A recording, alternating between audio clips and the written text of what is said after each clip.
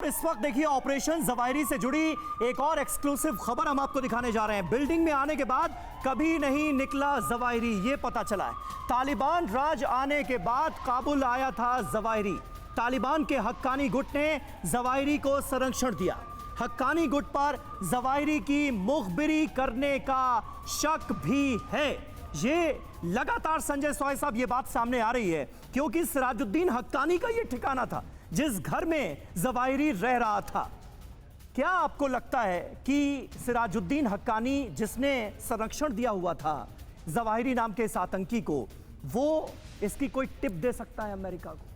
ऐसा है कि ये थोड़ा सा मुझे मुश्किल लग रहा है और ये कई चीज़ें देखिए जो ऑपरेशन किया जाता है तो अमेरिका ने बहुत डेलिब्रेट प्लानिंग किया। 11 साल से ढूंढ रहे थे वो ज़वाहिरी को, और जब इस साल जैसा कि आपने बताया कि भारत में जो वीडियो हिजब के खिलाफ उन्होंने किया था तब वो उसके बाद से कुछ खबर मिलनी शुरू, उसके बाद फॉलोअप करना शुरू किया।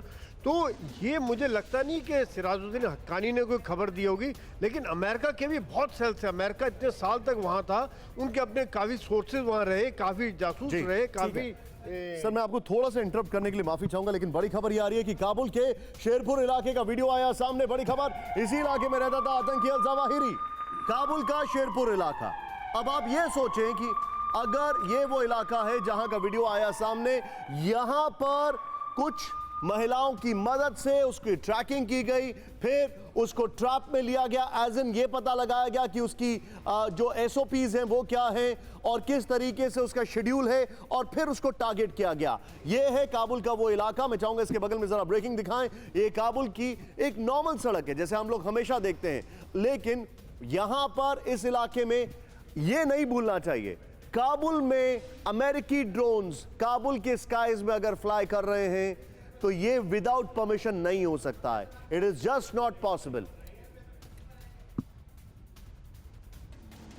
और देखिए इस बीच एक और अहम खबर सामने आ रही है। ज़वाहिरी के खिलाफ ड्रोन ऑपरेशन बलूचिस्तान के शम्सी एयरबेस से हुआ था। शम्सी एयरबेस से CIA 2011 तक करती रही थी ऑपरेशन, और इस एयरबेस का इस्तेमाल किया गया है, बलूचिस्तान के एयरबेस का इस्तेमाल किया गया है। यहीं से अब ये जानकारी सामने आ रही है कि अमेरिकी ड्रोन उड़ा और उसने ऑपरेशन ज़वाहिरी को अंजाम दिया। मनीष झा हमारे संवाददाता हमारे साथ मौजूद हैं। मनीष, ये एक और बड़ी जानकारी कि बलूचिस्तान के एयरबेस का इस्तेमाल किया गया है।